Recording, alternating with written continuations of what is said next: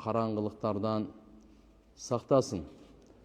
Жарыктыкка чыгарып Аллахым Кур'ан хадисин жарыктыгында жашаганга Аллахым баарыбызга жардам берсин. Күнөөлөрдөн сактасын жаратканым. Чоң күнөөлөр, кичине күнөөлөр, ашкери, жашыруун баардык күнөөлөрдөн Алла Таалам фитналардан сактасын. Жашообузга, ден соолук, рызкыбызга береке пайыз берсин. Шүгүр кылуучулардан кылсын. Аллага дайыма мактоо саны айтуучулардан кылсын. Аллахым неаматтарын кадырлап, неаматтарын туура иштетип, ахиреттерди куруга тургандардан кылсын Аллахым. Тугандар, адам баласына бу дүйнөгө берилген жашоо өтө кыска. Канчосын жашап койдук, калганы өтө аз. Түбөлүктүү ахирет ушул жашоого карап курулат. Ушул жашоого карап бузулат. Кабырдагы канча деген жүздөгөн жылдар дагы ушул жашоого карайт. Кабыр амалдын сандыгы. Адам баласы бу дүйнөдө амал кылат. Амалынын баардыгы кабырдагы сандыкта топтолот, барып ачып көрө берет өзүн. Өлүм капысынан келет. Дүйнө алдап коет. Ахиретке баргандан кийин кайтып келүү жок. Мүмкүн эмес кайтуу. Ошон үчүн Алла Таалам берген мынал жашоону өтө баалайлы. Ушу жашоону мүмкүн болушунча нурлайлы. Кур'ан, хадис менен. Пайгамбарыбыз Мухаммад алейхиссаламга окшошконго аракет кылайлы. Сахабалар Кур'ан, хадиске амал кылып сахаба болду. Имамдар Абу Ханифа рахматулла алейх Кур'ан, хадиске амал кылып Абу Ханифа болду. Башка нерсе менен эмес. Ким деген гана табиин, ким деген оулия, ким деген бактылуу, кандай деген ийгиликке жетсе, Алла жеткирди, амал аркылуу жеткирди. Пайгамбарыбыз саллаллаху алейхи ва саллям бу дүйнөгө сиздерге, биздерге темирди, жыгачты, жерди, сууну, нерселерди баяндаш үчүн келген эмес. Гайыпты баяндаш үчүн келген. Гайып бар нерсе, бирок көзгө көрүнбөйт. Дин бардыгы гайыптан келген. Гайыпта жүрөктөгү тастыкты ушунун аты иман дейт. Биздин иманыбыз иман бил гайып. Көрбөстөн туруп ишенгендин аты иман. Пайгамбарыбыз саллаллаху алейхи ва саллям алып келген Алла Тааланын тарабынан жашоонун жолдомосу, багыты, эрежелери, Алла Тааланын буйруктары, өкүмдөрү, насааттары, мисалдары, окуялары, кабарлары, бунун бардыгын жүрөктөн тастыктоо, хак, акыйкат, чындык, ушунун аты иман. Четке кагуу бунун аты куфр, капырлык. Пайгамбарыбыз саллаллаху алейхи ва саллям адамдарга акыйкатты баяндаш үчүн жиберилди. Жоопкерчилигин эстетиш үчүн бу дүйнөдөгү ар бир адам жашоосунун жоопкерчилиги бар. Сизге жашоо берип атат, Алла мага жашоо берип атат, ушу жашоонун жоопкерчилиги бар. Жашоонун жоопкерчилигин айтыш үчүн пайгамбарлар келет. Силер эмне үчүн жооп бересиңер эртеге? Пайгамбарлар келип укуктарды айтат. Силерди жаратуучу Алла Тааланын акысы кандай, китебинин акысы кандай, пайгамбардын акысы кандай, ата-эненин акысы кандай, тирүүлөрдүн, өлүктөрдүн, жакындардын, узактардын акысы кандай, буларды айтат. Алхамдулилля, Аллага чексиз шүгүрлөр. Тугандар, Алла Таалам өзүнүн райымы менен, карамы менен, айкөлдүүлүгү менен иман берди. Бұл Алла Тааланын бергені. Алланын тартуулаганы, бизге кылган чоң жакшылыгы. Ошон үчүн алхамдулилля аля ниматил иман, дайыма Алла Тааланын иман бергенине шүгүр кылыш керек. Алла субханаху ва таала иман берди тугандар. Имандын нуру күчөйүп турат, өсүп турат, төмөндөп да турат. Жакшы амал кылсак, иманыбыз нурланып турат. Кудай сактасын, адам баласы жаман амал кылса, имандын нуру өчүп турат, азаят иман. Ошон үчүн туугандар, ар бирибиз өзүбүздүн иманыбызды ойлойлу. Адам баласынын иманы курчуса, ырайымы күчөйөт. Боорукерлиги күчөйөт, адамгерчилиги күчөйөт. Кичпейилдиги күчөйөт. Адамдарга пайда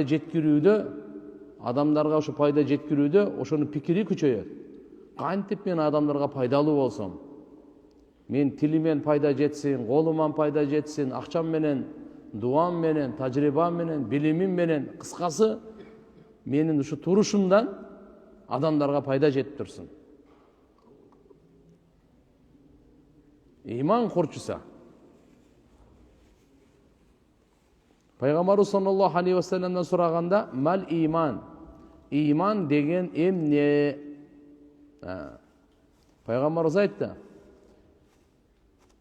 "Иза сарратка хасанатук ва саатка сайятук фанта муъмин." Качан сен жакшы иштериң сени кубандырып атса, жаман иштериң сени кыжалат кылып атса, анда жүрөгүңдө иман бар. Кайсы жакшы иш, кайсы жаман иш, бу Алла айтат буну. Пайгамбарыбыз аны жеткирет, чечмелеп берет, түшүндүрүп берет, баяндап берет. Жакшы иш кылгандан кийин момун адам сүйүнүш керек. Пайгамбарыбыздын дуасы бар: "Аллахумма жаални миналладина ида ахсану истабшару."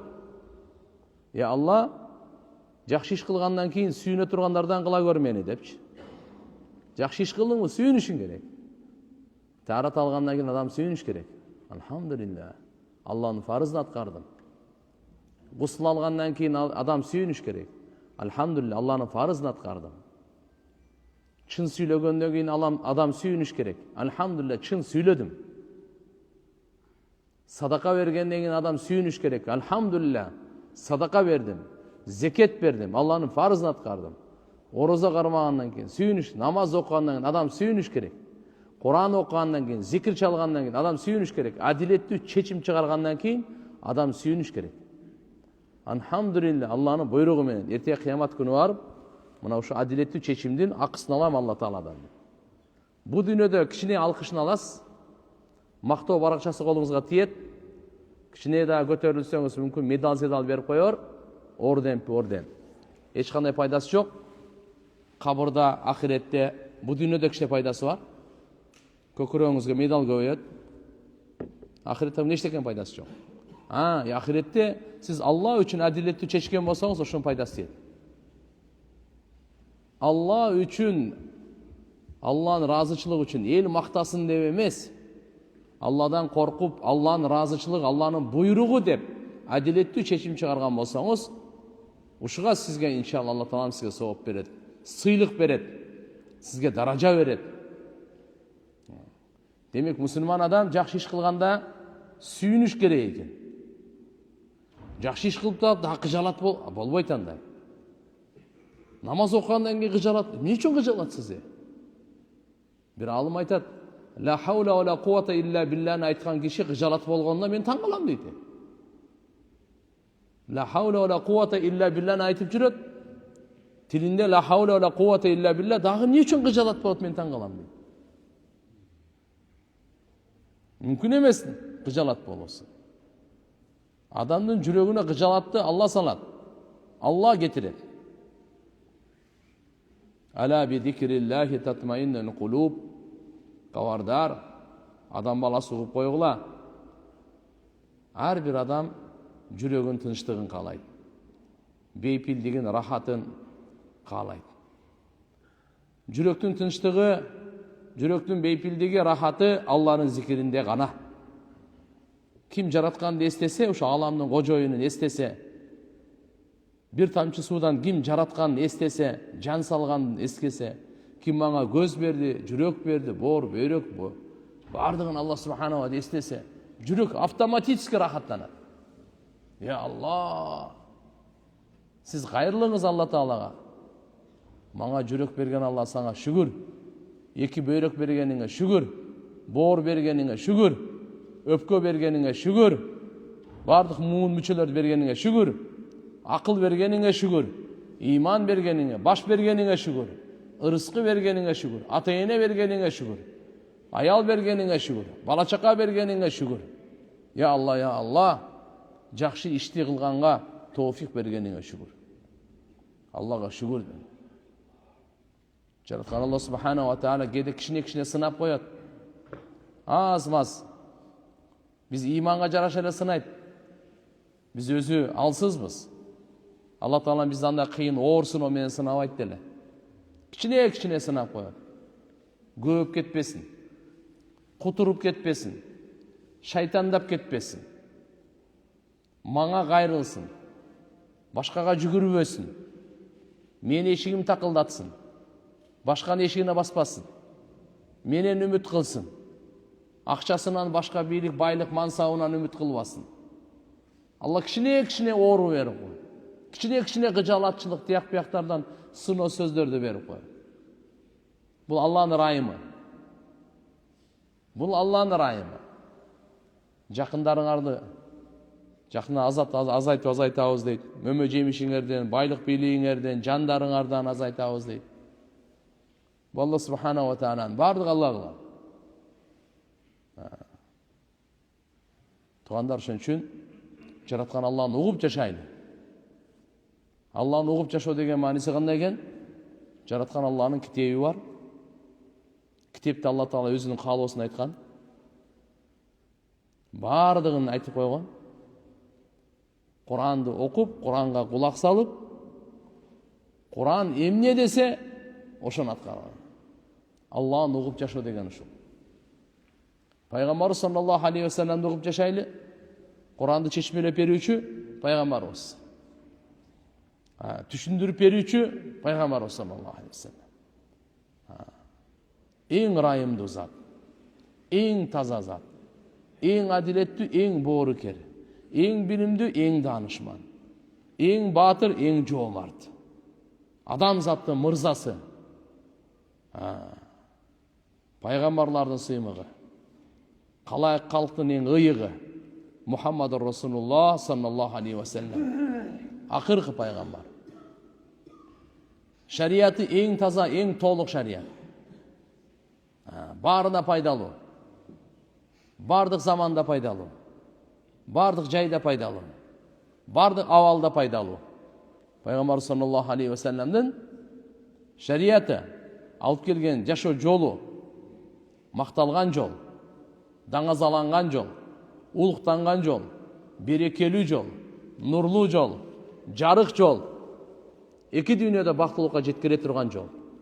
Пайгамбарыбыз саллаллаху алейхи ва салламдын жолу.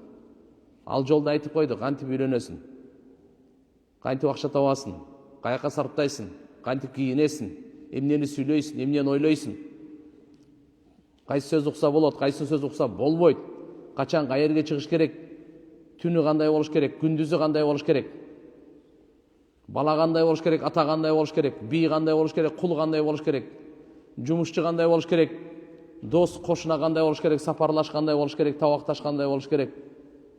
Бардыгын айтып койгон. Эчтеке калган эмес.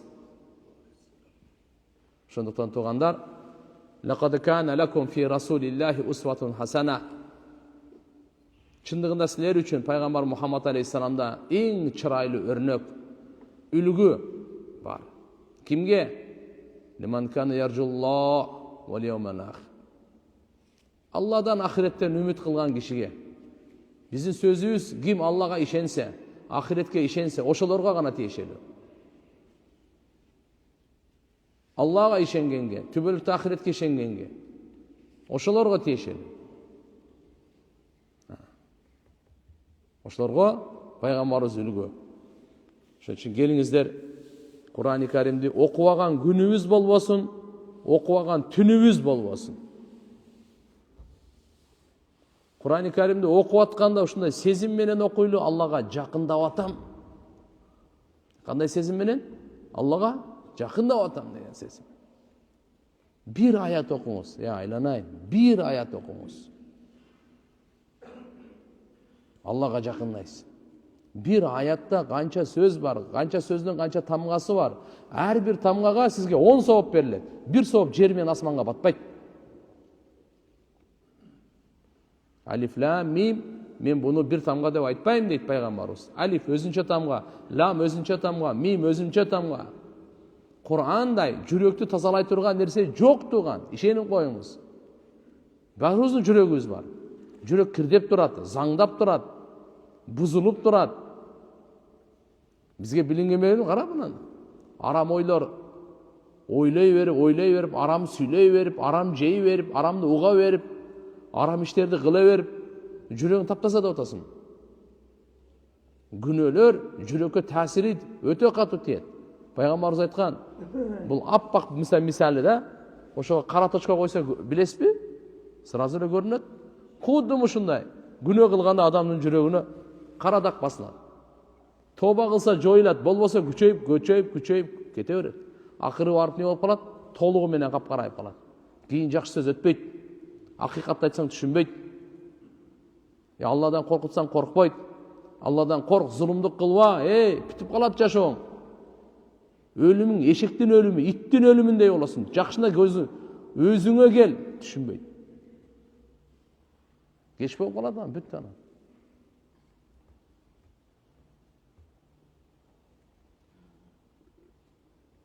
Алла Тааланын азапка дайындалган периштелери бар. Специально азап бериш үчүн периштелер бар. Хадисте келет, алар көр жана дүлөй дейт. Бисмилlah. Ама ва асам. Мишкатул масабихте. Көр жана дүлөй. Кандай периштелер көр болобу, дүлөй болобу? Кээ бир алымдар айтат, чындап эле ошондой болушу мүмкүн дейт. Кээ бирлер айтат, жок, бул хакыйкат андай эмес. Дүлөй дегени ал канча азаптаганда канча бакырып, кыйкырып, ыйлап, жалдырасын, укпайт деген сөз. Ага райым кылбайт экен да. Рахмат назары менен да карабайт. Боорукерлик кылып сөзүн да угуп койбойт. Мынандай периштелер бар. Ошон үчүн туугандар, ар бир күндү түбөлүктүү ахиретибиздин оңолгонуна иштетейли. Ар бир күндү. Кечеги күн эми келбейт, колубуздан чыгып кетти, бүттү. Же бир нерсе кылып алып келсек болобу? Кечеги күндү келбейт. Кыямат күнү көрөсүз. Кече эмне кылгансыз, кыямат күнү көрөсүз. Кече канча чын сүйлөдүңүз, канча жалган сүйлөдүңүз, кайсы жакка бастыңыз, канча Алла үчүн болду, канча Алла үчүн болбоду, риякөрлүк, ихлас менен, канча сүннөткө ылайыктуу болду, канча сүннөткө каршы болду, анын баардыгын кыямат күнү көрөбүз. Бүттү, ал кечеги күн кетти, жазылды, такталды, сакталды. Кыямат күнү таразага тартылганга даярдалды. Периштелер жазат, тактайт, Алла баардыгын сактап коет. Ар бир сөзүбүз, ар бир кылган амалыбыздын баардыгы. Ушунча миллиард адам ойлобоңуз да, ушунун баардыгын кантип успет этет, кандай кылат деп. Ушу мынча миллиард адам жок эле го. Алла субханаху ва тааланын кудурети чексиз. Кудурети чексиз. Ушундай татынакай кылып, кандай деген инсанды тургузуп койду Алла. Болбосо ошону миллион хромосом, миллион сперматозоидтер бирөөсүнөн Аллаху акбар, ушундай чырайлууну, сөөктү ошодон жаратты, көздү ошодон чыгарды. Мээни ошодон чыгарды. сого турган жүрөктү, сүйө турган жүрөктү, жиркене турган жүрөктү ошол тамчыдан Алланын кудуретине тан бериш керек. Кичине Куранда ошон үчүн келиңиздер. Ушул сөздөрдүн баардыгы айтып аткан максатыбыз ошол. Туган Кур'ан-ы Карим окуйлу. Буга убакыт бөлөйлү. Кош көңүлдү кылбайлы. Кайдыгерлик мамиле кылбайлы, тугандар, сураныч. Кур'ан өлүктөргө түшкөн эмес. Тирүүлөргө түшкөн. Бардык соодагерлерге түшкөн. Бардык бийлерге түшкөн, бардык байларга түшкөн. Бардык эркектерге, бардык аялдарга түшкөн. Бардык араб эместерге түшкөн. Жаштарга түшкөн Кур'ан. Карыяларга түшкөн Кур'ан.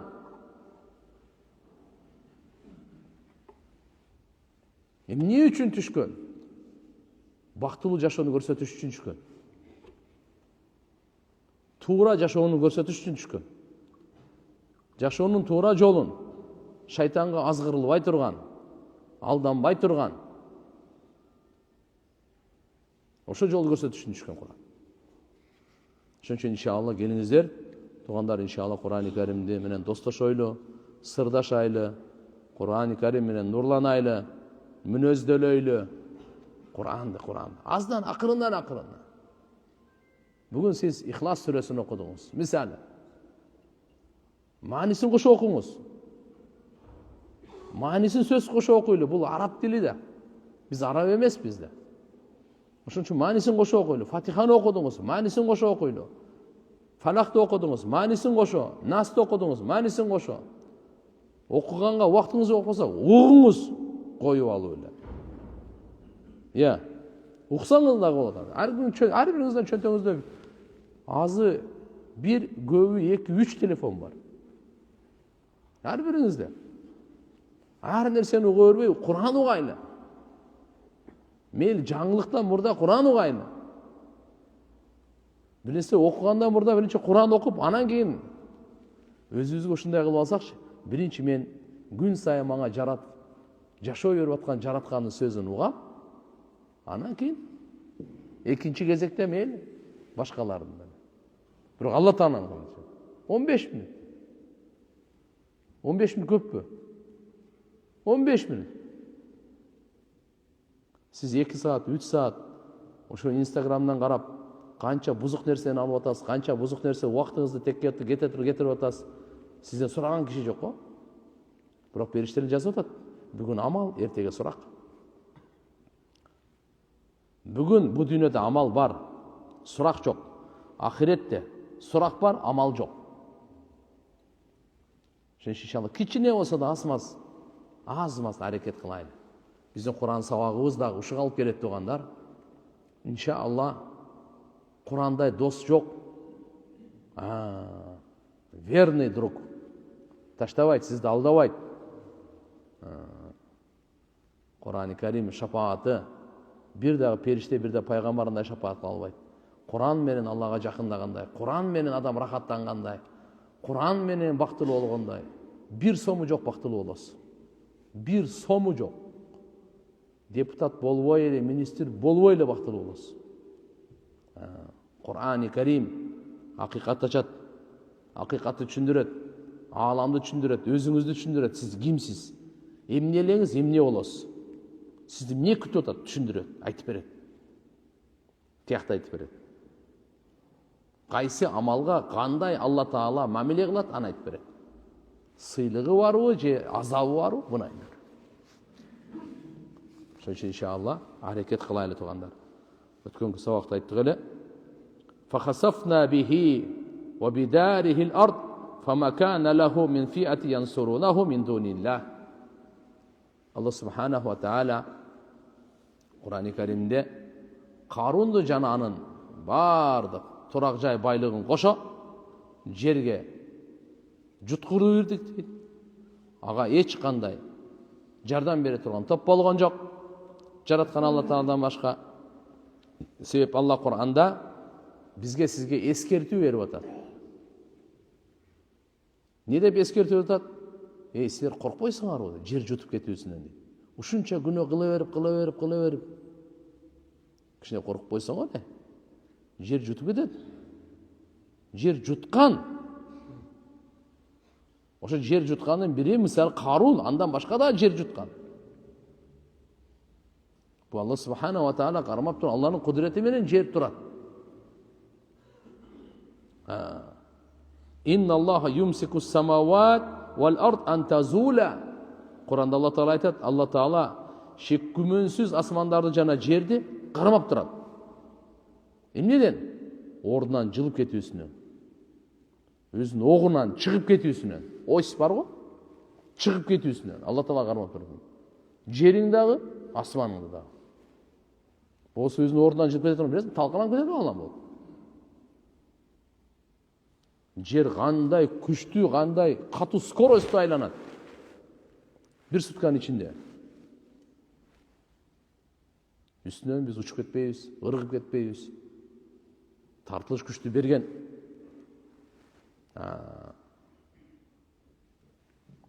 وَلَئِنْ زَالَتَا إِنْ أَمْسَكَهُمَا مِنْ أَحَدٍ مِنْ بَعْدٍ. Бұл екі орындан кетіп қала тұрған болса, шоқо қандай болады. Алла Субханаху ва Таала тоңмойын күнөкөр, ташбор, залымдарды жерге жұтқыру деген құдіреті жетеді. Жетпей қойбойды. Просто Алла Таала халим да, ғофур. Күнөкөрлердің күнөсін да көріп тұрады, залымдардың зұлымын да көріп тұрады, капырлардың капырлығын да көріп тұрады, тоңмойындардың тоңмойындығын да Алла Тааланы көріп тұрады. Мөнөт беріп қойған кішіне. Ошо мөнөт адам баласы ойлап алат окшойт. Мени кылганым туура, ушу арам зулумду кылсам ушу туура эле кылып атат окшойм депчи алданып калат. Алла Субхана ва Таала иннаху кана халиман ғафура, кечиримдүү, халим. Алла Субхана ва Таала жумшак, көтөрүмдүү. Алла Таалам сабырдуу зат. وَذَلِكَ وَمَعَ ذَلِكَ يُؤَخِّرُ عُقُوبَهُمْ. Жазаларын Алла Таалам кеше кечиктирет. وَإِنَّ رَبَّكَ لَذُو مَغْفِرَةٍ لِلنَّاسِ عَلَى ظُلْمِهِمْ. Алла Таала кечирим ээси адамдарды. Ала зулмихим, зулумду кылып атат мынакей. Кечирим сураса кечирет. Бирок ошол эле кезде وَإِنَّ رَبَّكَ لَشَدِيدُ الْعِقَابِ. Азабы катуу. Кармай турган болсо эч ким чыкпайт. وَلَوْ يُؤَاخِذُ اللَّهُ النَّاسَ بِمَا كَسَبُوا مَا تَرَكَ عَلَى ظَهْرِهَا مِنْ دَابَّةٍ وَلَكِنْ يُؤَخِّرُهُمْ إِلَى أَجَلٍ مُسَمًّى. Эгер Алла Таалам адамдарды кылган жаман иштерин себебинен күнөөсүнө кармай турган болсо, жердечи кыгып эреткен бир дагы жандык калмак эмес дейт. Бирок Алла Таала буларды кечиктирип атат, иля ажалин мусамма, белгиленген мөөнөтүнө чейин. Белгиленген мөөнөт деген мындай да, эненин ичинде 4 айда Алла Субхана ва Таала белгилеп койгон мөөнөттү. Мынага чейин жашайт деп койду бул. Мынал жерде зулумдук кылып атат да булчу. Эми жашоосу аз эле калды бугачы. Тоба кылып калабы, кайтып калабы, жакшы. Болбосо ушу менен кете берсе, канчалык көп зулумдук кылса ошончолук тиякта жаман да. Мынага чейин ушу белгиленген мөөнөткө чейин Алла Таала музартып атат дейт. Fa idza jaa ajaluhum fa inna Allaha kana bi ibadihi basira. Ajal келе турган болсо бүттөн Алла Таала баарын көрүп турчу бенделердин баарын. Абу Дауд шарифте китепте келет, Ибн Умар разияллаху анхумадан пайгамбарыбыз саллаллаху алейхи ва саллям лам якун яда. Мына дуаны че эч качан таштабайт эле дейт. Эрте менен дагы, кечинде дагы. Таң атканда дагы, кеч киргенде дагы айтат лам якун яда хаулаил калимат хина юмси ва хина юсбих. Таң атканда, кечкенде буну таштабайт эле. Кайсы экен? Аллахумма инни ас'алука ал-афва вал-афия фид-дунья вал-ахира. Аллахумма инни ас'алука ал-афва вал-афия фи дини ва дуньяя ва ахли ва мали. Аллахумма астур аурати ва амир раваати. Аллахумма ахфазни мин байни ядайя ва мин хальфи ва ан ямини ва ан шимали ва мин фауqi ва аузу би'азаматика ан уqtala min tahti. Ушуну пайгамбарыбыз саллаллаху алейхи ва саллям эч качан таштаган эмес. Эрте менен дагы, кечинде дагы. Я Алла, ушул жерде баягы мен түйүмөн, путумдун алдынан, жерден, мындайча айтканда жер жутуп кетүүдөн сактагын деген дуа бар да. Азыркы айтып атканым Аллахумма инни ас'алука ал-афва вал-афия фид-дунья вал-ахира. Жатташыбыз керек туган. Өзүбүзгө күйсөк, эч кандай кыйын эмес. Я Аллах, мен сенен кечиримдүүлүктү, афва кечиримдүүлүктү, вал-афия амандыкты. Я Аллах, кечиримдүүлүгүңдү сурайм, мени кечиргениңди. Менде каталар бар, күнөөлөр бар, кемчиликтер бар, жаңылыштар бар. Эски, жаңы, чоң, кичине, атайлап, билбестен, ашкере, жашыруун, кыскасы менде ката күнөө толтура. Ошон үчүн мен кечирим сураймын. Я Аллах, Аллахумма инни ас'алука ал-афва, кечирим сурайм. Я Аллах, мен сенен нен сурайм? Кечиримди сурайм, кечирим сурайм. Мени кечиргин деген сөз да. Ван афия, амандыкты. Афия деген мындай: тахаллус минаш-шар куллихи ва асба. Бардык жамандыктан кутулууну сурайм деген сөз. Афият деген бардык жамандыктан кутулуу. Я Аллах, көзүм жамандыкка учурабасын, кулагым жамандыкка учурабасын, тилим жамандыкка учурабасын, алкымым, башым, денем, бардык мүчөлөрүм. Макул, жамандыктан кутулууну сурайм. Ушунун аты афият. Фид-дунья вал-ахира, дүйнөдө дагы, ахиретте дагы. Кечиримдүүлүк, бардык мүчөлөрүм амандыгын дүйнөдө да, ахиретте да сурайм. Аллахумма инни ас'алука ал-афва вал-афия фид-дунья вал-ахира. Кыска. Буну дайым окуп жүрүш керек өзү. Ар бир намаздан кийин окуп жүрүш керек. Пайгамбар саллаллаху алейхи ва саллям бир жолу айтып калды да, азан айтылганда комат экөөнүн ортосунда кайсы дуаны адам баласы окуса сөз кабыл болот, кайтарылбайт деди. Качан экен? Азан менен коматтын ортосунда. Сахабалар сразу эле сурады: Я Расулаллах, кайсы дуаны кылсак жакшыраак болот? Убакыт аз, тилей турган тилегибиз көп. Кыска, нуска. Сахабалар акылдуу эле. Момент сурап калышат эле. Пайгамбарыбыз айтты азыркы дуаны: Аллахумма инни ас'алука ал-афва вал-афия фид-дунья вал-ахира. Ушуну сурап кал деди. Ошон үчүн азан менен коматтын ортосунда азандын дуасын айткандан кийин ушу дуаны сурап жүрүш керек. Я Аллах, мен сенен кечиримдүүлүгүңдү сурайм, жана афиятты сурайм, бардык жамандыктан амандыкты сурайм деген сөз. Никене бардык жамандыктан амандыкты сурайм деп. Оңой эле. Эгерде иншалла ага чейин кыргызча сурап тура берели, арабчасын жаттагандан кийин машалла. Аллахумма инни ас'алука ал-афва вал-афия фи дини ва дуньяя ва ахли ва мали. Бул биринчиси болчу да, экинчиси мына. Я Аллах, мен сенен дагы кечиримдүүлүктү жана бардык жамандыктан амандыкты сурайм. Фи дини, динимдеги, дүниемдө, үй бүлөмдө, мал мүлкүмдө. 4 нерседе. Динимде, дүниемдө, бала чакамда жана мал мүлкүмдө. Керекпи, керек эмеспи? Керек да. Амандык керек.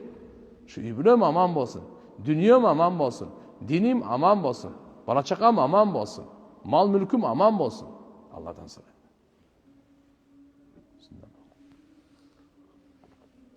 Üçüncüsü Allahümme astur avrati ve amir ravati. Allahümme astur avrati. Ya Allah, men kemçiliklerimi yaşırıp koy. Ve amir ravati ve amin ravati. Korkkonumu amandıktı menen almaştırıp koy. Amandык бергин. Мен каерден корксом, ошол жерде амандык бергин, ошто жүрөгүм коркпосун. Жүрөгүм не болбосун?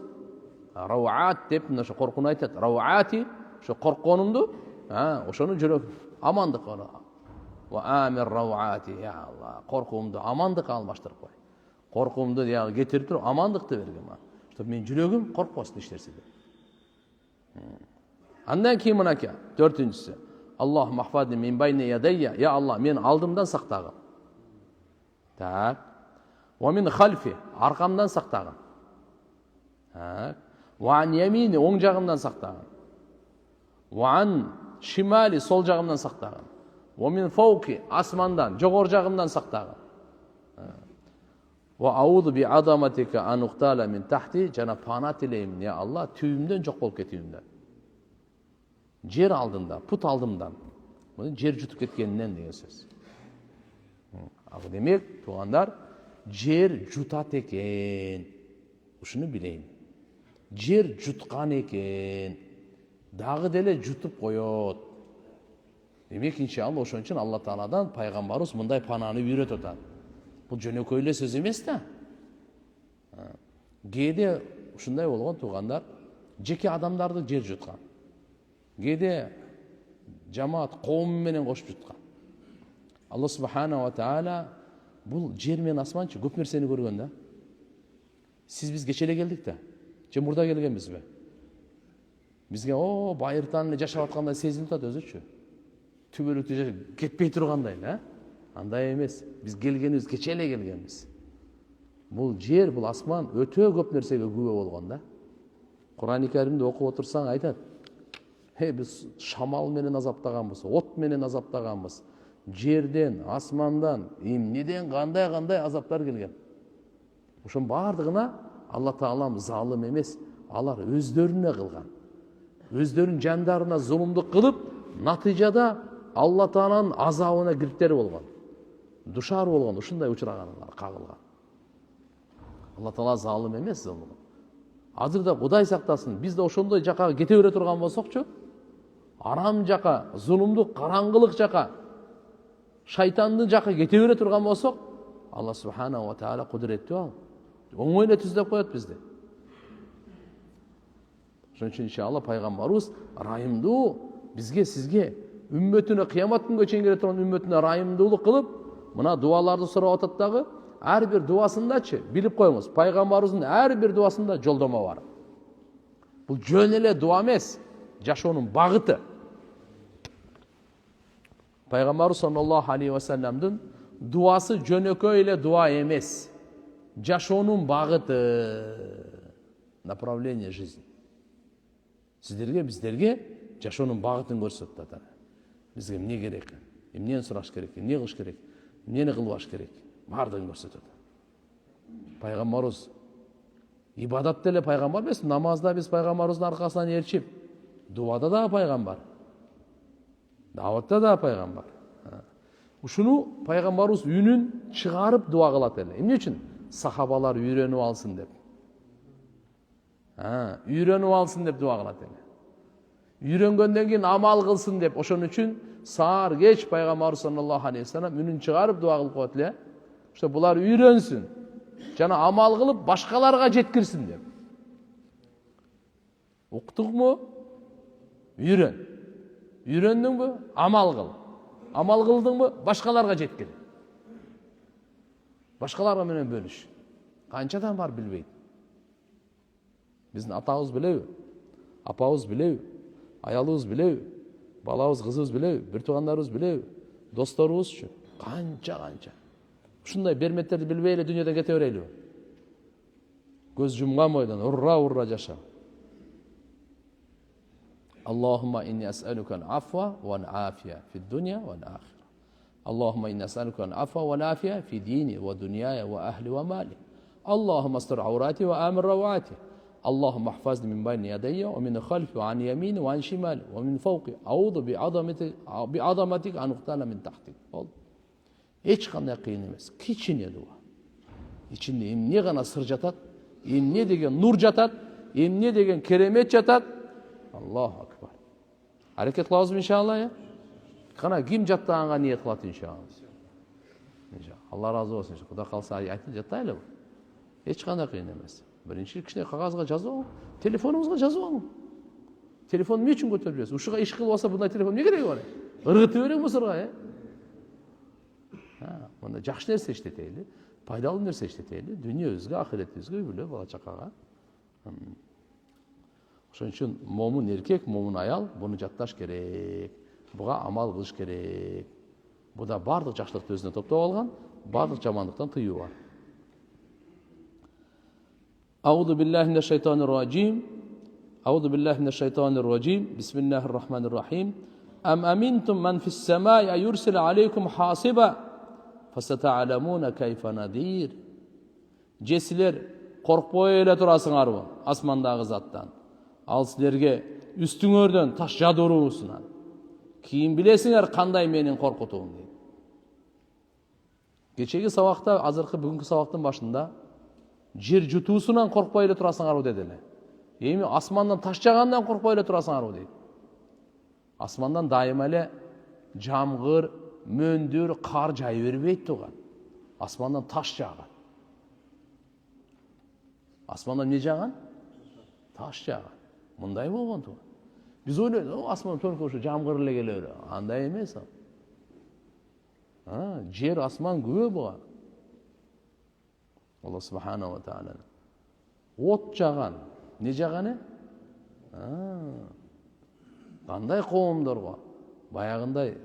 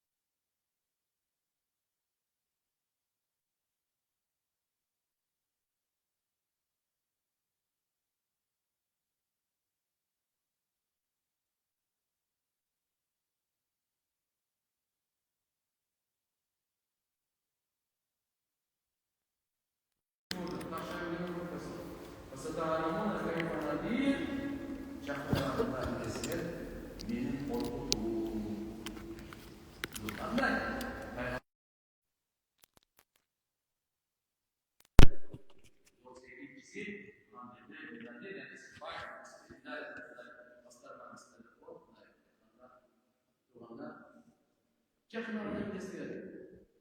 Мен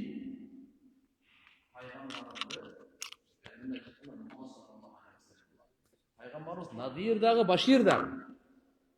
Бардық пайғамбарлар мубаширин, мундирин. Бардық пайғамбарлар. Алар қандай эле? Пайғамбарларда өзгөчө эки сыпат. Куш кабар айтуучу, коркутуучу. Угуп алыңыз. Бардық пайғамбарларда ушундай сыпаты бар эле, өзгөчө. Куш кабар айтуучу. Ким Аллага баш ийсе, күнөөдөн сактанса, Алла Тааланын буйругун аткарса, аларга куш кабар айтат эле. Алла субханаху ва тааля куш кабар менен тартат эле. Чын сүйлөгүн келе. Боорукерле болгон, кичпейил болгон. Адилеттүү чече берсең, таза жүргөн арамга жана. Ак нике менен баш кошо бер, арамга, зынага барба. Келе бер, ми пешене термени таап, уурлук кылба, кумар ойноого бер келе берсе, куш кабар менен тартат эле. Куш кабар менен. Бардык пайгамбарлар ушинтип кызыктырып, куш кабар менен сага бейиш берилет, даража берилет, жакшы жашоо берилет, иззат берилет, авир берилет, кең ырыскы, сый ырыскы берилет. Кандай ырыскы? Рызкун карим. Душмандарга үстөмдүү болосуң. Аллахым душмандардан, жамандыктан сактайт деген куш кабарларды берет. Экинчи надир коркутуу менен. Эгерде сен келбесең, биздин айтпакчы, не дай бог дегендей. Эгерде сен мына жакшы жол менен келбесеңчи, анда чатаган. Арам ишти кылбагын деп коркутат эле. Бунун акыбети сенин түбүңөн жейт. Өзүң жок кыласың дейт. Арам иштен токтот деп. Ошону надир, коркутуу. Демек куш кабар берүүчү, коркутуучу. Алла субханаху ва тааlanын тарабынан келген пайгамбарлар ушу эки сыпатта келет. Демек, фасата'ламуна кайфа надир. Жакын арада билесиңер. Кандай менин пайгамбарым, коркутуучу пайгамбарым кандай экен, анын чынчылдыгын, аманаткөйлүгүн, боорукерлигин, анын илимин, анын даражасын жакын арада билесиңер, ал ким экенин. Кимди айтып атат? Мухаммаду Расулуллах саллаллаху алейхи вассалам. Жана өзүңөрдүн жалганга чыгарган пайгамбар Мухаммад алейхиссаламды жалганга чыгарып атасыңар, ошонун акыбетин да жакын арада билесиңер. Результаттын жакын арада билесиңер. Кандай чыгат экен. Бухариде, Муслимде Ибн Аббас разıyallahu anhu'dan келет. Kur'an-ı Kerim'de وَاَنْدِرْ عَشِيرَتَكَ الْاَقْرَبِينَ деген ayet var. وَاَنْدِرْ عَشِيرَتَكَ الْاَقْرَبِينَ. Ey Muhammed sallallahu aleyhi ve sellem, sen özüңдүн жакын туугандарыңды биринчи коркут. Бүткүл ааламды Аллахтын азабынан коркутуудан мурда өзүңдүн жакын бир туугандарың, жакын туугандарыңдан башта. وَاَنْدِرْ عَشِيرَتَكَ. Ey туугандар, эгерде арамды таштабай турган болсоң, анда мен сени коркутуп коеюн. Коркутуп коеюн. Алланын азабынан коркутуп коеюн дейт. Жакшы угуп алыңыздар. Сразу эле келип эле коркута берем. Жок. Арамды таштабай турган болсоңор, зулумдукту таштабай турган болсоңор, анда Алланын азабы менен коркутуп коеюн. Алла буну көрүп турат, кылып атканыңарды жазаны мен эмес, Алла берет. Кандай берет, ал өзү билет. Ал кармаганда инна батша роббика лашадид, робуңдун кармаганы катуу, чыкпай калат. Ошо менен конец, ошо менен бүтөт баары. Ошо менен бүтөт. Кийин пый, кечирим, тияк өтпөйт. Ошого чейин мүмкүнчүлүктөрдү берди сага. Кайра кайтар да сен болбой шайтандадың, болбой кутурдуң. Ошон үчүн Кур'ан-ы Керимде Икра сүрөсү түшкөндө пайгамбарыбызга пайгамбарчылык берилгени менен пайгамбарыбыз эл арасына кирип дааватын баштай эле. 3 жылдай Жабраил периште келбей калды. Фитратул вахий деп коет муну. 2,5-3 жылда, көп 3 жыл айткан. Андан кийин анан Жабраил периште келип Муддассир сүрөсүнүн алгачкы аяттарын түшүргөн. Я юхан муддассир кум фаандир ва раббака факаббир. Эй, чадыр оронгон, тур эми. Белди бекем байла деген сөз. Мээнетке тур. Адамдарды, бүткүл адамды шайтандын азгыруусунан куткарууга белиңди бекем байлап тур. Андер биринчи өкүм. Коркуткун деди. Эң биринчи коркутуу. Андан кийин Алланы улуктаган деген келди да. Эмне үчүн коркуткун деди? Арам нерселерди таштаган, бутпарастык, куфурлук, өлүктү жеген, арам жеп, арам сүйлөгөнүңөрдү, арам ибадатыңарды таштаган. Ва раббака факаббир. Робуңду таңазала, улуктаган деди. Нене деп калды? Мына ушул келгенде түшкөндө ва андир аширатакал акрабин.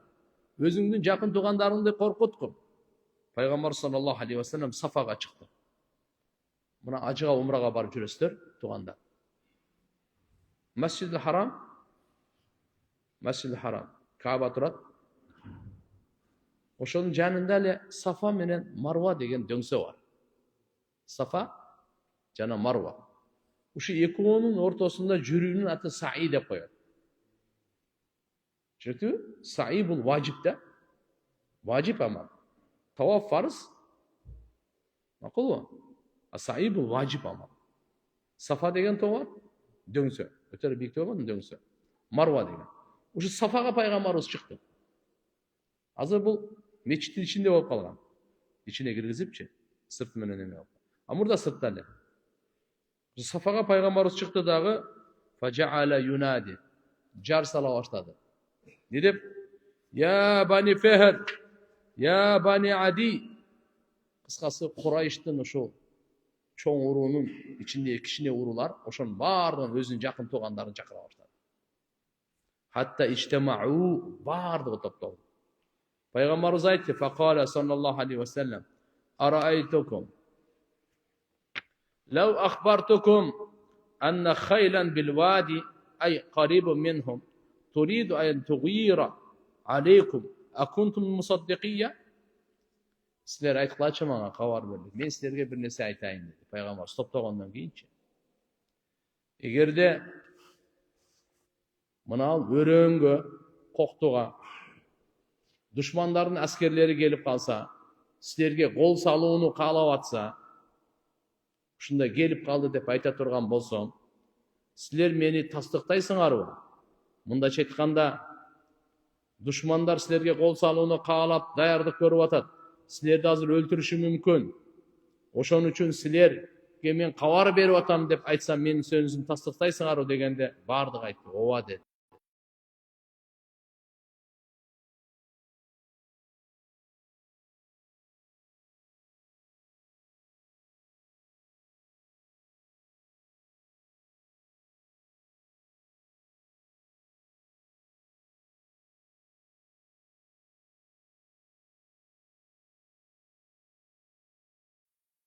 Deyit, men силерди деди алдыңардагы чоң катуу азаптан, мындайча айтканда Алла Тааланын азабынан коркутуучумун деди. Анна азабаллахи таала хуа aqrabu ilaykum idha lam tu'minu. Эгер силер иман келтирбесеңер, Алланын азабы силерге өтө жакын, ва асра ilaykum силерге өтө тез, ва ashadda adaba min jayshi a'daikum. Жана силердин душманыңардан дагы азабы катуу, alladhi yuridu an yubaghitakum. Силерге мисалы кол салам деп аткан душманыңардан дагы азабы катуу. Буну пайгамбарыбыз мисал менен түшүндүрүп атат. Ошо Курайыштарга айтат, иман келтирип, арам нерсеңерди таштагыла, болбосо мынандай болот деп. Ушу сөздүн бардыгын айтканда Абу Лахаб бар эле да. Абу Лахаб айтты: "Таббан лака я Мухаммад, али хада жамаатана." Мухаммад, сен бактысыз бол. Колуң шал болгуру. Тооган. Ушун үчүн бизди топтодуңбу деди да. Курандагы сүрө бар го, Таббат яда аби лахаби ва таб. Масад сүрөсү. Ошондо түшкөн да ошо. Яда аби лахаби ва таб. Мухаммад, сенин колуң эмес, мына Абу Лахаб өзү чирисин, өзү жок болсун. Бунун топтогон байлыгы буга эч кандай пайда бербейт. Аялы болсо, Абу Лахаб дагы, аялы дагы пайгамбарыбыздын душман номер 1 эле. Аялы болсо, ошол отун потундарды хамманатал хатаб дейт. Отундарды көтөрүп келип алып мойнуна салат. Пайгамбар саллаллаху алейхи ва салламдын баскан жерлерине ушуну таштайт эле. Тикенектерди жана башкалардын бардыгын. Кандай болду? Алла субханаху ва таала пайгамбарды сактап, ал экөөнү тең Алла субханаху ва таала өтө бактысыз өлүм менен өлүштү. Өзүнүн балдары өзүнүн атасынын жанына жакындабай калды. Сасып кетти. Чирип, сасып кетти. Жакындабай турган. Тигиниси асынып өлдү. Ошо мойнуна жип байлап алган ошо чалкасынан түшүп калды. Муунуп. Пайгамбарга бу дүйнөдөгү эле кичине эле азабы, ахиретте кандай азап? Пайгамбар ушундай кылып жакшы топтосо, Абу Лахаб дагы пайгамбардын урусунан да тууганы бул, абасы болот. Ошон үчүн сен эме кылдың? Мухаммад, андай мындай деп каргыш айтты эле, Алла Тааладан каргыш келди. Сырады каргыш келди. Bundan sırka. Kul ya yuhannas innama ana lakum nadirun mubin. Aytqın ey Muhammed, ey adamlar, men sizlerge açık aykın korkutucumун. İman keltirip kalgıla ahiretiңер оңолот. Tübölüktü, rahat tübölüktü beyişlerdi. Aram nerseler taştagıla boldu. Peygamber sallallahu aleyhi ve sellem başka kajeti yok, başka maksatı yok. Güyüp просто айтып атканы. Айтып атканы. وكذلك أوحينا إليك قرآنا عربيا لتنذر أم القرى ومن حولها. Biz sana Kur'an-ı Kerim'de Arap dilinde çürüp atağız. Emni üçün? Ummul Qura. Mekkeliklerdi korkutun üçün. ومن حولها. Mekke'nin tegereğinde kança kıştak, ayıl, şahar olsun, oşların turgunların barını korkutun üçün. وتنذر يوم الجمع لا ريب فيه. Neden korkutup? Barlığı toptala turgan günden, al günde hiç kanday şek yok, kıyamet günü. 7 atağınız teң топтолот. 14 атаңыз, 20, 30 атаңыз бардыгы. Сизден кийин, бизден кийин канча небере келсе, чебере кыбыра бардыгын Алла субханаху ва таала топтойт. Йомул жам деп коет ошону. Азыр мисалы канча туугандарыбыз өтүп кетти. Канча досторубуз өтүп кетти. Канча ата бабаларыбыз өтүп кетти. Ойлоңуз, ушуну Алла таалам бардыгын топтойт. Көрүшө турган күн бар. Имандуу болсо көрүшөт. İmandуулар иншаалла бейиште көрүшөт, имансыздар да башка жерде көрүшөт. Алла субханаху ва таала Кур'ан-ы Керимде يوم يجمعكم ليوم الجمع ذلك يوم التغابن. Allah Taala topтай turgan. Yevmul cem de bardağın topтай turgan. Farikun fil cenne ve farikun fis sa'ir. Bir toğu beyişte, bir toğu dozakta olat. Kur'an-ı Kerim'de demek ki niçin bunalarda aytıp tağıstığan? Kul ya eyyuhannas inni Rasulullah ileykum cemi'an. Aytqın ey Muhammed sallallahu aleyhi ve sellem. Ey adamlar, men sizlerden barыңарга Allah Taala'nın tarafından жиберилген elçimin deb aytqın. Uşlardan barda oturganlar mınake. Ya ehlel kitap, ey kitap eğleri. Qad ja'akum rasuluna yubayyinu lakum ala fatratin min ar-rusul an taqulu ma ja'ana min bashir ve la nadir. Faqad ja'akum bashir ve nadir.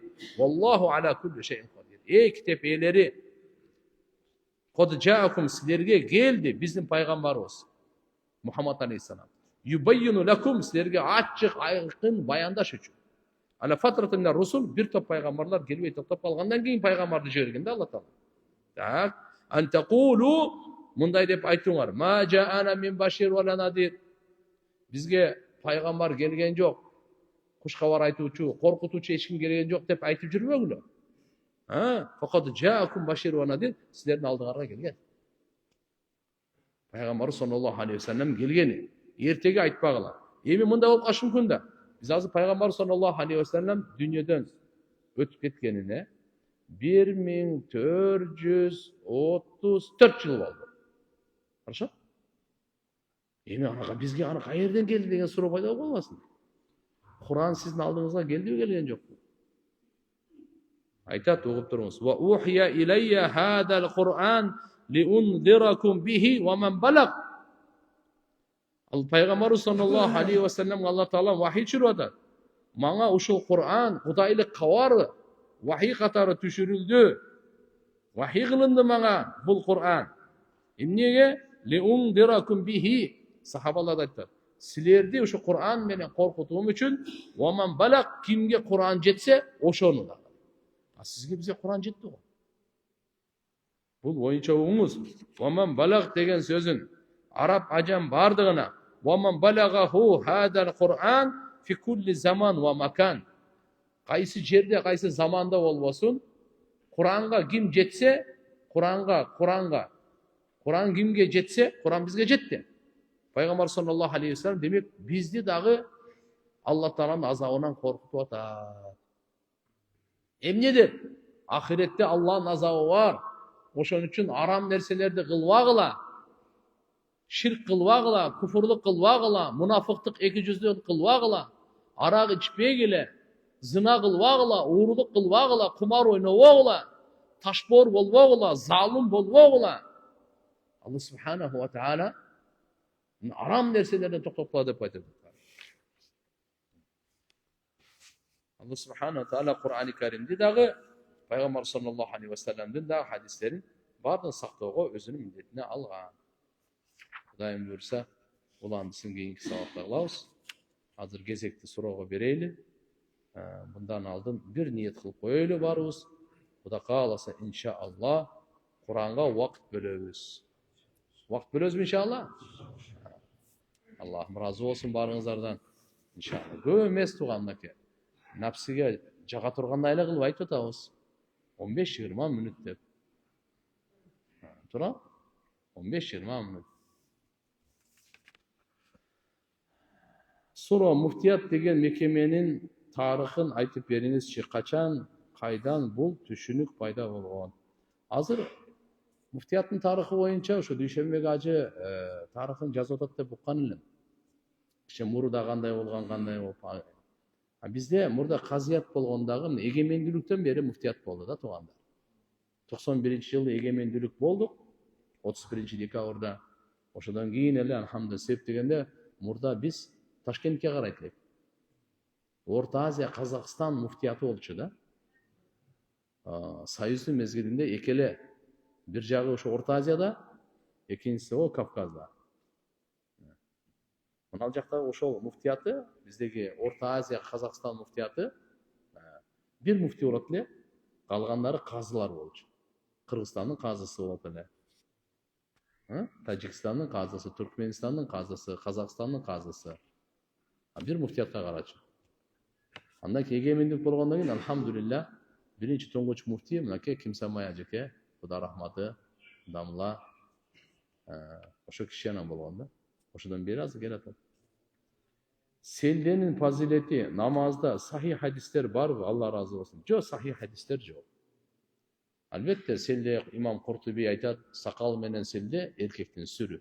Эркектин бул кооздугу дейт. Өзгөчө неме кылган. Селде боюнча алхамдулилла пайгамбарыбыздын селдеси сабит барбы мисалы?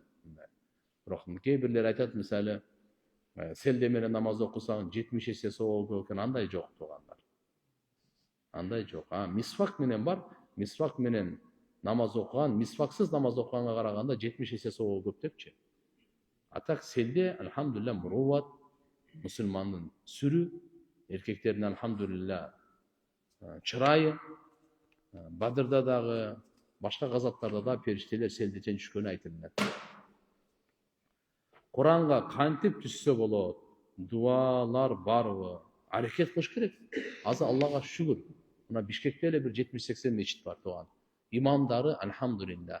Ошо каракелерден убакыт алыңыздар дагы Куран үйрөнүңүздөр. Медреселерге, мисалы устаздардан барып эме сурасаңыз болот, убакыт алсаңыз болот.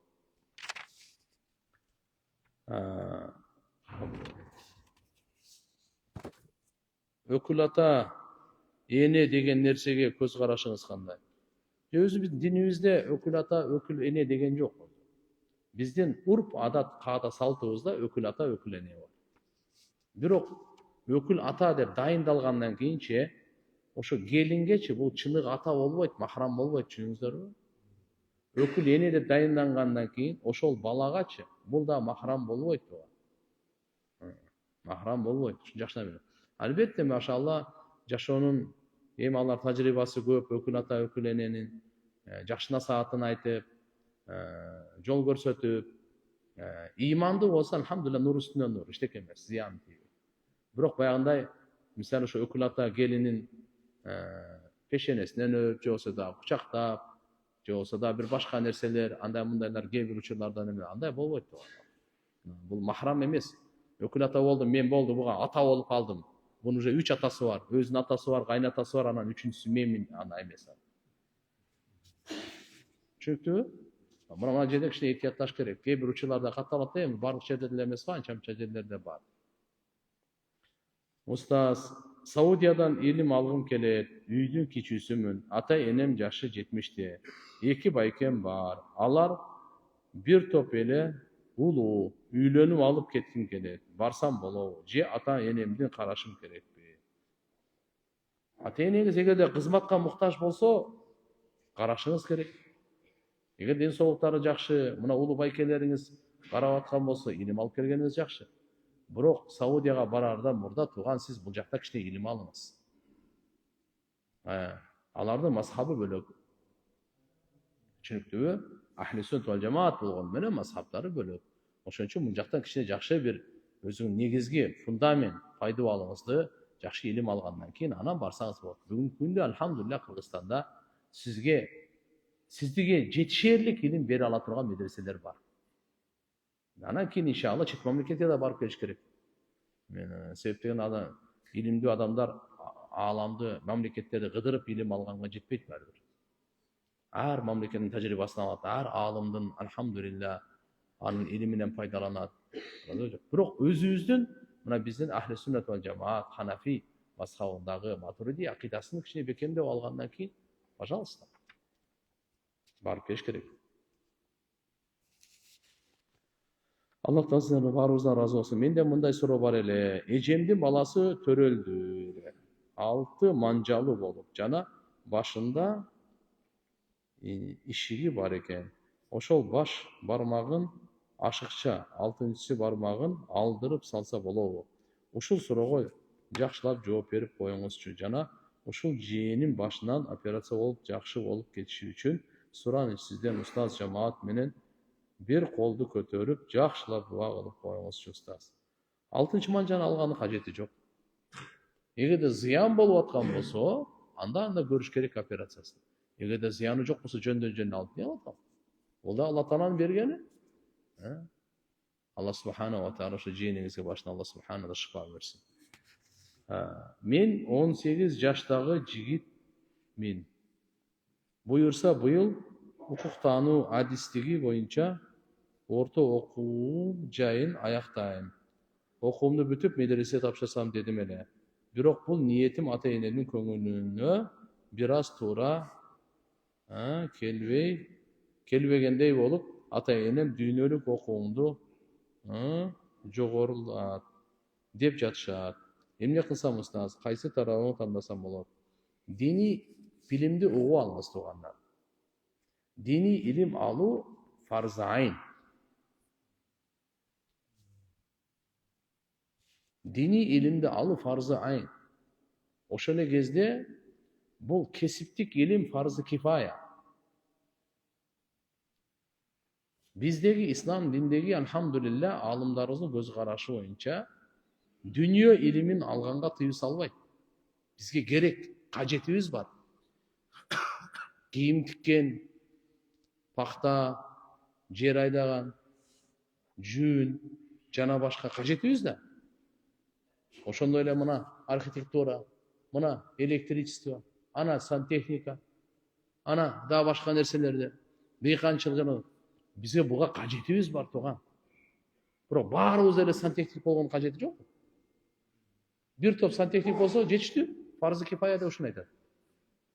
Бирок болбой калбаш керек да.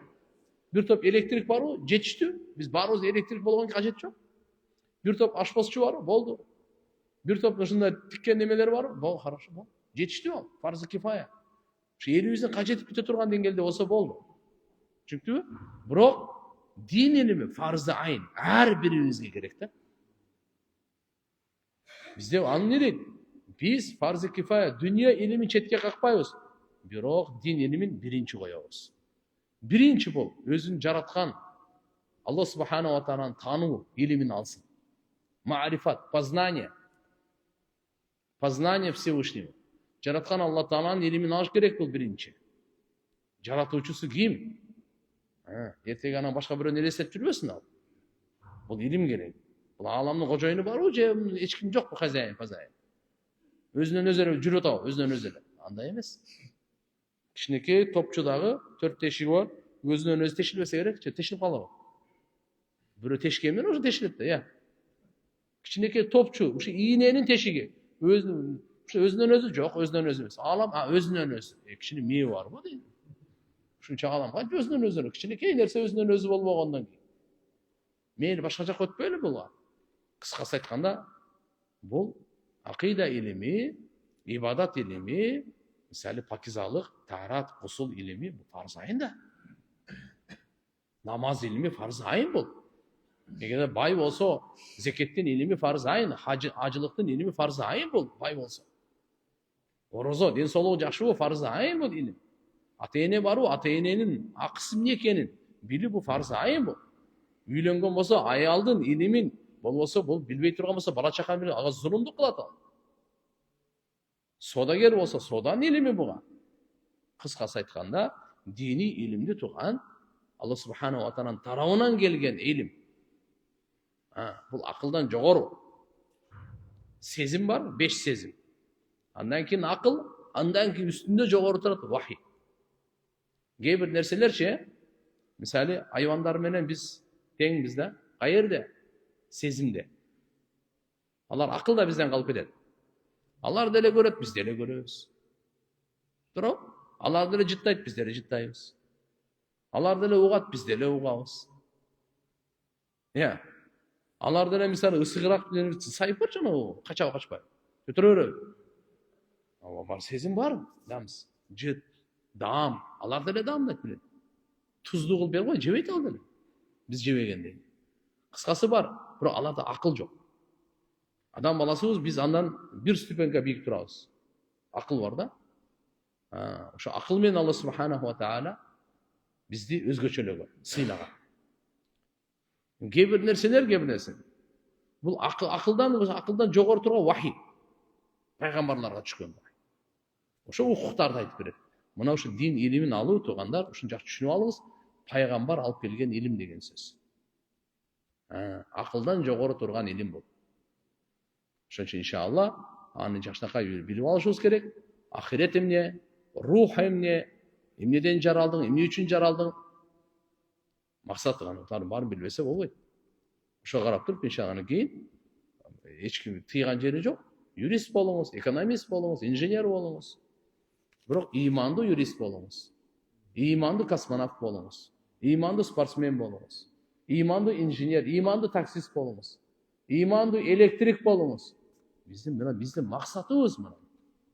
Диний илим деп тигилердин баары кагуу эмес, жакшы түшүнүп алыңыз. Ыймандуу болуңуз болду. Врачсызбы? Ыймандуу врач болуң. Мени сизге суроом. Намаз окуганга ниетим бар. Бирок эч кандай аракет кылбай жатам. Убакыт шүгүр Аллага бар. Дарат алгандан бирке кыйналып жатат. Кыйынчылык жаратат деп. Ден соолукка байланыштуу. Мага бир дуаңызды берип койсоңуз. Жүрөккө ыйман бекем орношууга жашым 65-темин. Алла субхана ва таала жардам берсин. Дуаны беребиз иншалла. Караңыз да, ниетиңиз бар экен, бул ишке ашыруу эң оңой эле жолу акырын даватка чыгып келин. Тез эле Кудай кааласа жамаат менен 3 күнүн ичинде 15 намаз окуйсуз. Биринчи намазда кичине билип билбей, экинчисин өткөндө бир аз биле баштайсыз. Үчүнчүсүндө, төртүнчү, бешинчисин өткөндө уже оңой эле боло баштайт. Эртеси күнү кошумча 3 күндүн ичинде түзүк эле болуп каласыз.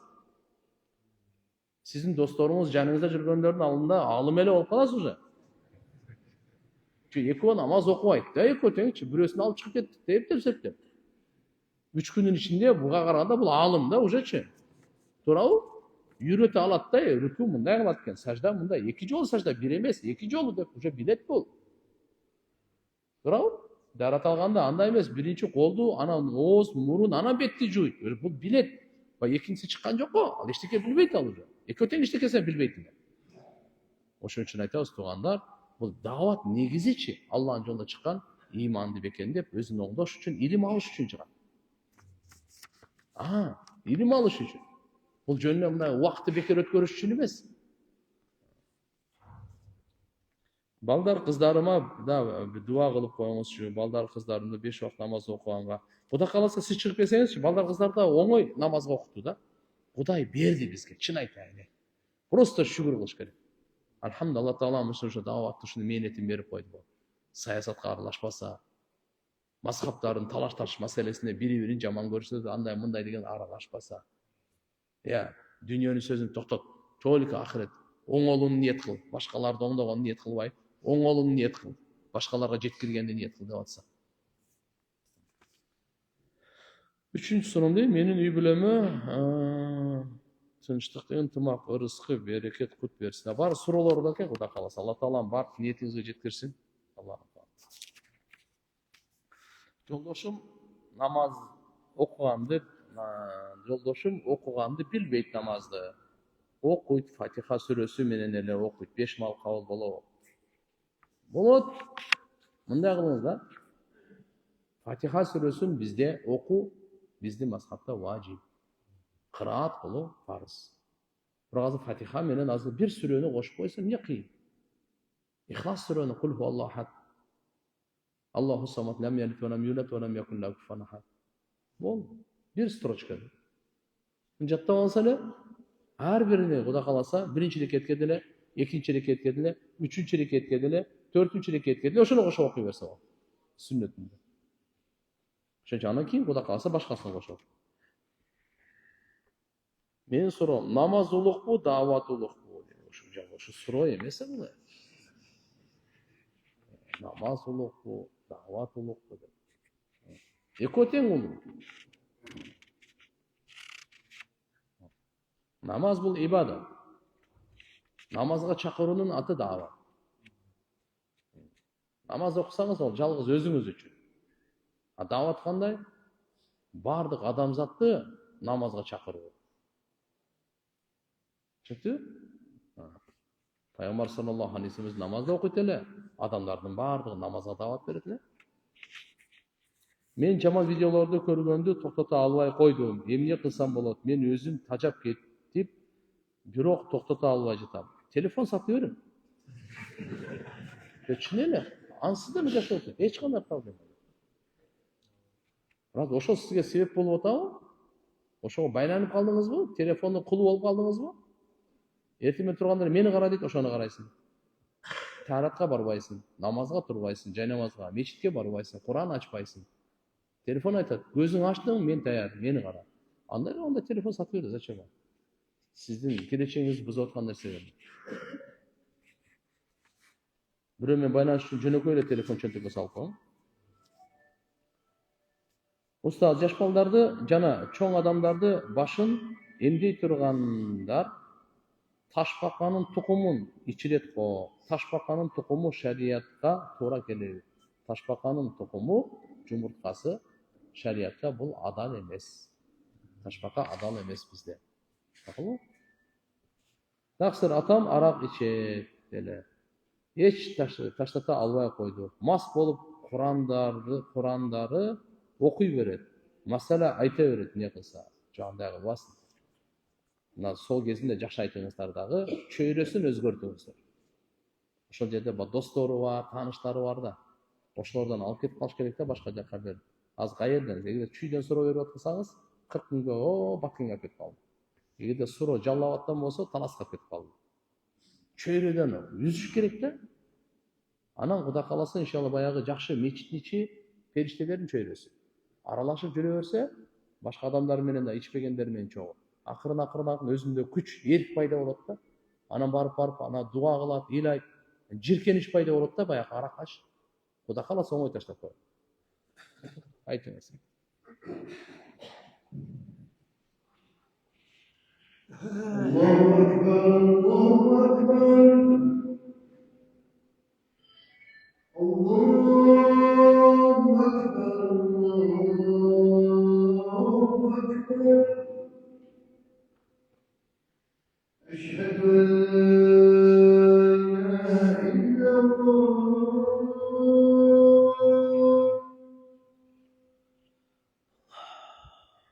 أشهد أن لا إله إلا الله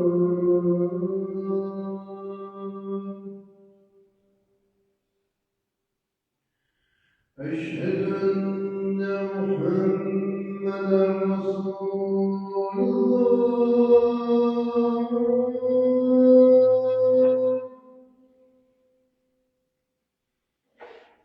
أشهد أن محمدا رسول الله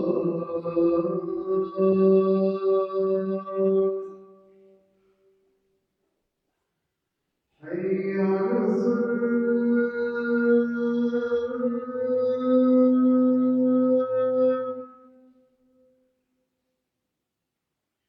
حي على الصلاة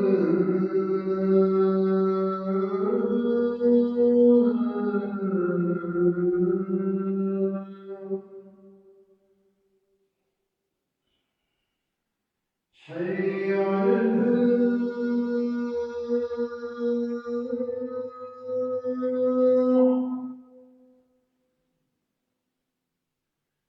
حي على الفلاح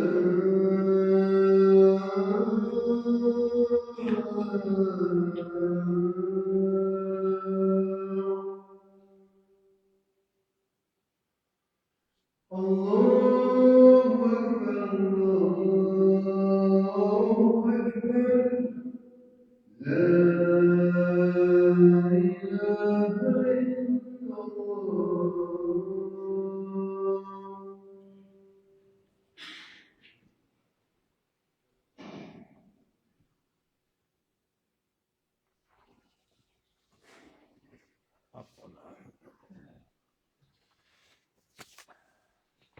Мен балдарым үчүн жашагым келет. Бирок ата-энеси бир туугандары мени жактырбай кетир дей беришет. Мени өзүмө да айтышат. Кет жогол деп. Өзүмө тың аялмын шүгүр. Күйөөм да ортодо кыйналды. Кандай кеңеш бересиз? Күйөөм мени урат. Көзүмө оор чөп көп салган. Көп жолу кетем десем унабайт. Билбей калдым. Баарын Алла Таалага койдум. Балдарым үчүн эмне кылсам? Сиз өзүңүздү оңдоңуз. Кудай кааласа, эч кыжаалат болбой. Дайыма алхамдулилля зикирде, дуада, Кур'ан, намаз, жакшы мүнөздө, жакшылык каалап, каяш айтышпай, урушпай, бир жаман сөз айтса деле сабыр кылып, жылмайып коюп эле баардыгын жеңсе болот. Баардыгын, иншалла, амал менен. Алла Тааладан дуа кылыңыз, Алла Таалам иншалла. Алла менен эгерде мамилени оңдосок, Алла Таала ушу үйдөгүлөр менен мамилени өзү эле оңдоп коет. Ошон үчүн бизде өзүбүздө сабырдуулук болсун, чынчылдык болсун, мээниткечтик болсун, жалкоолук болбосун, амалдарга бекем болойлу. Ажеке түшкө балык кирсе эмне болот? Балык кургакта жашабайт, сууда жашайт. Суу жашоонун белгиси. Бардык нерсенин жашоосу суу менен. Кудай кааласа иншалла жаман түш эмес. Кудайга жашоого Алла Таалам береке берсин. Арак ичип намаз окуса болобу? Болбойт. Арак ичип намаз окуса болбойт туугандар. Себеп дегенде бул эмнени айтып атканын өзү билбейт. Жакшы нерсени айтайын деп өзүнө каргыш айтып, Алладан наалат алат да. Саламсыз, менин энем 5 мал намаз окуп жүрүп, ата энемдин бир туугандарынын макулдугу жок күйөөдөн чыккан келинге үйлөнүп алды. Дин жолунда ушундай болобу? Эми дин жолунда турмушка чыккан кызды алба деген жери жок. Пайгамбар саллаллаху алейхи вассалам бирок кызга үйлөнгүлө деген кызыктыруусу бар. Бирок өзү деле Пайгамбар саллаллаху алейхи вассалам 25 жашында Хадиша энебиз 40 жашында эле турмуш көргөн эле, бирок өтө акылдуу, эстүү эле. Ошон үчүн шариятта тыюу жок. Шариятта тыюу жок. Албетте бизде эле айтат элек, мен жеке оюм, андай бирден турмуш көргөн эмес, өзү үйлөнө элек болсо, андай турмушка чыга эле кыз алсын. Анан эң негизи эле ата энеси менен кеңешип неме кылсын. Биринчи балам чарчап калган, ошогол түшүмө кирди. Мүрзөнүн жанында жүрүптүрмүн, бир неберем менен. Анан мүрзөдөн мени ыйлап чакырып жатты. Барайын десем, неберем бас кетти эне, бол деп менин нанымды берген жоксунбу, бол кеттик деп алып кетти. Эми көп нерсени баланы кайра ойлоно бергенде кээде түш деле нафсыдан, дайыма эле түшчү, шайтандан боло бербейт. Түш үч түрлүү болот. Жараткан Алладан болот. Мени кээде шайтандан болот, кээде нафсыдан болот. Ошон үчүн эч нерсе көңүл бурбай эле коюңуз. Чарчап калган, мисалы, биринчи балам чарчап калган деп атпайсызбы? Жаш бала болгон болсо, балагатка толо элек кыямат күнү шафаат кылат. Устаз, мен турмушка чыкканыма 2 чыкканмын, 2 уулум бар. Жолдошум кайын журтун Кудайга шүгүр жакшы мамиледе. Бирок мен өз атам менен жакшы мамиледе эмесмин. Мага мээрими жок. Баарына эле мээримсиз, агаларыма да, апама да. Үйгө барсам эле таарынып кайтам. Төрөп барып 40 күндүккө барып, жолдошум башка шаарда болгондуктан мени жеткирип коюңузчу десем, алманын астын тээп бер. 2 күн иш кылсаң 1000 сом иштейсиң, жол кириңе, анан таштап коем деди. Сенин балдарыңдын бизге бир тыйын жардамы тийбейт деп урушат. Үйгө баргым келбейт. Бирок апамдар үчүн барып калам. Көп урушуп кетем. Такыр келбеймин деп келем. Бирок барып калам. Жаш кезимде намызга тийчү нерселер болгон. Атам тараптан коргонуу көзүм калбай кээде ичимден өлүмүн тилеп кетем. Мен эмне суроо берүүмдү билбейм. Болгону мамилени токтотуп салсам күнөө болбойбу? Мен тараптан Алланын алдында каргышта калгандан корком. Мен атамды жакшы көргүм келет, бирок көңүлдөн калган. Мындай кылыңыз. Курандын айтуусунда ата энеге жаман мамиле кылбаңыз. Алар жамандыкка буйурса дагы, аларга жакшы мамиле кыла бериңиз. Курандын таалими ушундай. Даже эгерде алар капырлар болсо дагы, Кудай сактасын го, ошондо дагы аларга каргыш, жаман мамиле бизге тыюу. Жакшы мамиле, колуңуздан келген жакшы мамилени кыла бериңиз. Все равно ошо атанын белинен чыккансыз. Жаманбы, жакшыбы, акыңызды бербей койду, көңүлүңүздү калтырса дагы, ошонун белинен чыккан ушуну эске алып, сизди өзүңүзгө оор келбей турган деңгээлде жакшылык кыла бериңиз. Дуа кыла бериңиз. Көбүрөөк дуа кылсаңыз, Кудай кааласа, дуа адамдычы таптакыр башка 180 градуска буруп коет. Кыздар 9 жаштан кийин намаз окуш керек го. Менин сиңдим мектепте окуйт. Сабагы бирде башталат. Кеч 6:30 келет. Үйгө пешим менен асыр намазын кантип окуса болот? Убактына жете албай калат экен. Караңыздар, кичинекей кезинен үйрөтүш керек, бирок балагатка толгондон кийин парыз болот. Азыркы саат мисалы 1-де карап көрүңүз. Азыр муфтияттын сайтында же Насаат медианын сайтында силер кайсы райондо турасыңар, саат 1-де пешиндин убактысы киреби, кирбейби? Кире турган болсо, пешинди окуп кете берсин. Анан ошол жака чыкканда мүмкүнчүлүк болсо, бул кичинекей го азыр. 9 канча дейт кыздар, сиңди мектепте окуйт. Анан мектепте окуй турган болсо, үйгө келип акырын окуп койсо болот. Анча мынча өтүп кете турган болсо, казасын окуп коет. Сизге сурам, биз Москвада жашайбыз. Квартирант болуп, квартираны ижарага алган. Кожоекелер сууну көп эсептебеш үчүн счетчикке магнит жабыштырып, анан счетчик иштебей калат. Ошонун өкүмү кандай? Ошол сууну колдонгонго уруксатпы бизге? Ичкенге, дааратка жана башкага арам болуп калбайбы? Мындай кылып неме кылган туура эмес. Счетчикти токтотуп, себеп дегенде бул кандай болсо уурулук да бар. Кандай кылбаш керек? Албетте сууну иштете турган болсоңор, силерге дааратка башкага арам болбойт. Менин жолдошум күнүгө иче турган адатын чыгарып алды. Айтсам, ичем, каалашымча деп сөгүнүп, уруп жибергендей болот. Ыйман жолунда тынч жашагым келет. Дайыма сунуш менен түшүндүрөм.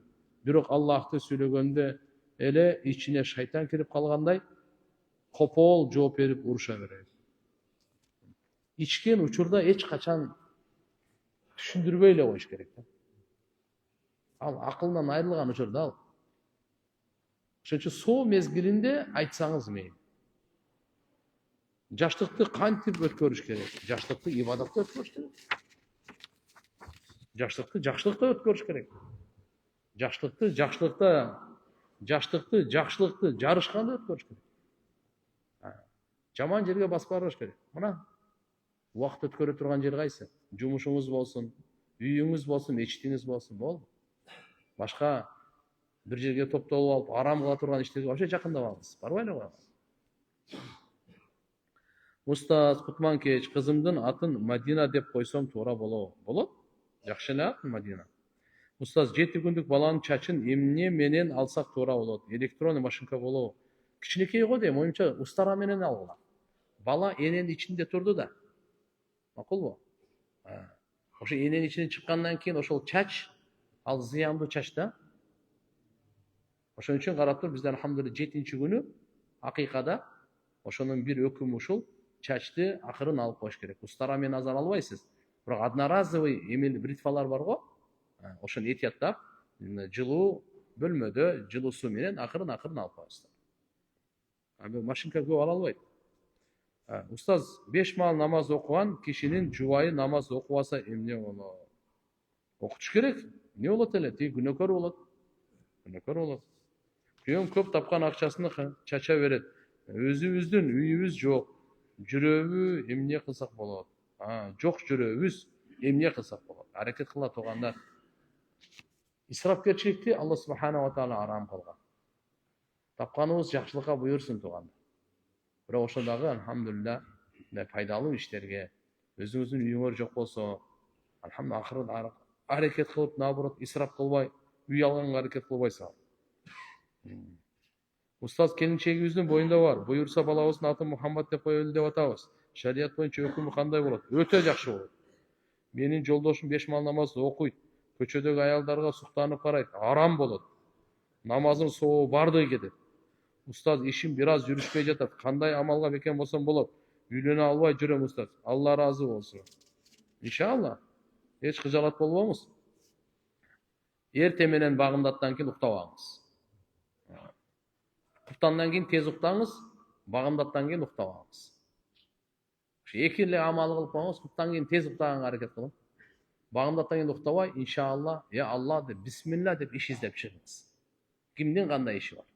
Таш көтөрөсүзбү, кирпич ташыйсызбы, камыр жууруп бересизби, шыпырып бересизби? Азыр Кудайга шүкүр, по-моему, мына шаардагы шыпыргандар деле түз эле айлык алып калды окшойт, а? Иә. Билесиздерби? Мээнет кылам десе, жөн эле алат. Иштер толтура. Азыр адамдар ишчи таппай атышат. Тиккенге, туурабы? Урганга, азыр Кудайга шүгүр, азыр мына кичине эле жалкоолуктан айрылсачы, любой адам Кыргызстанда, Бишкекте өзгөчө, жөн эле жашайт. Исрапкерчиликтин эшигин жабыңыз, мээнеттин эшигин ачыңыз, кыжаалат болуп алыңыз. Бирок азыркы айткандай багымдаттан кийин уктабаңыз. Чыгып мээнет кылып түшкө чейин мынандай жетет. Жөн эле акча таап келесиз. Спокойно акча таап келесиз. Жалкоо болбоңуз да. Субханакаллаху ва та'ала жаддук ва ла илаха гайрук бирахматика.